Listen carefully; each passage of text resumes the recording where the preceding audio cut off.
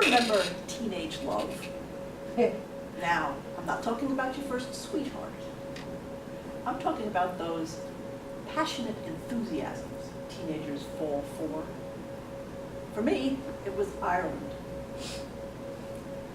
When I was 16, I first heard the Clancy brothers sing. Now, for those who don't know who they were folk singers from Ireland who were very popular in the 60s.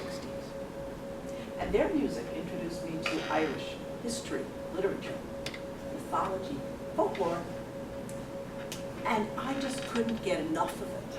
So when my peers were getting dates for the prom or getting their driver's licenses, I was getting books out of the library. And when I went off to college as an English major, well, things Irish were a personal and private passion because not many colleges had courses on Irish stuff. Little did I know that my college harbored an Irish fanatic like myself. But I found out about him when I was at the end of my sophomore year and about to register for junior classes, you know, the good ones. And as I was going through the catalog, turning towards the back of the English classes, the high numbers, I saw a new class. Introduction to Irish Literature. Dr. Daniel J. Casey. Oh my God. But the class description was like tiny. I needed to know more. So I decided that I was going to find out his office hours and be there the very next time he opened his door and ask him some questions about the course. So on the appointed day, I put on my widest bell bottoms and a t-shirt and my brand new leather sandals, and you have to picture me now with hair down to here and John Lennon glasses because it was the 60s after all. Off I went. But he got there before me because outside his office was this tall man with curly brown hair and spectacles, very professorial looking, putting a key in the door. Dr. Casey?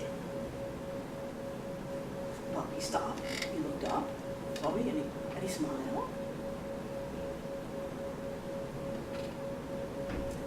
Now, it's really hard to get all leather shoes nowadays. So you might not remember how slick the soles are until you scuff them up a bit. I took a step towards him.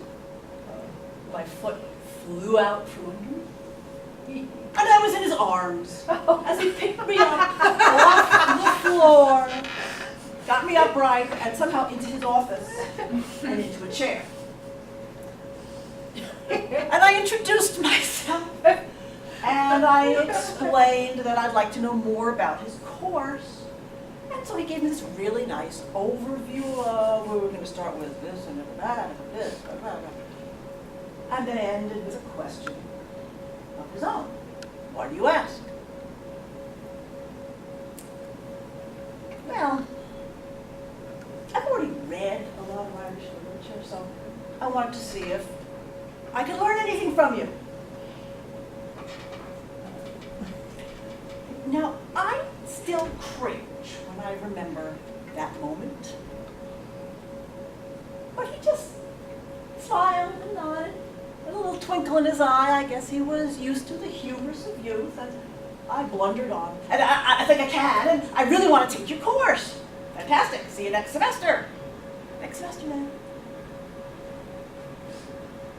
So, of course, I was outraged when I went to registration and the course was full. The seniors, they had registered already and taken every seat. Back to his office I went, in old shoes, and I had a handful of papers, and I begged him to fill out these forms and let me into the class, and he did very gladly. Signed me in, and I bowed and nodded, and thank you, see you next semester. Looking forward to it.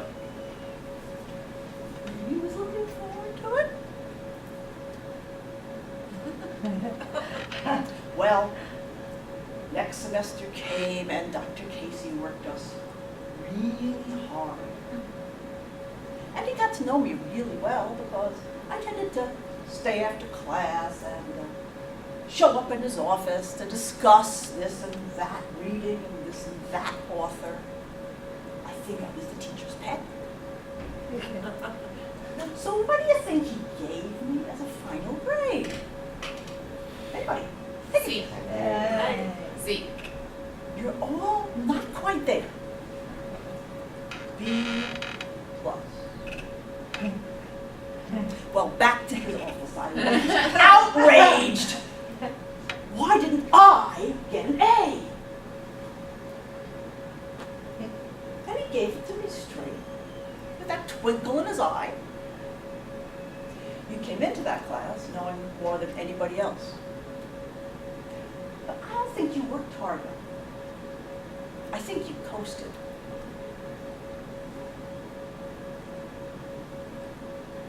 So what happened? Did I rise to meet his challenge? That's another story.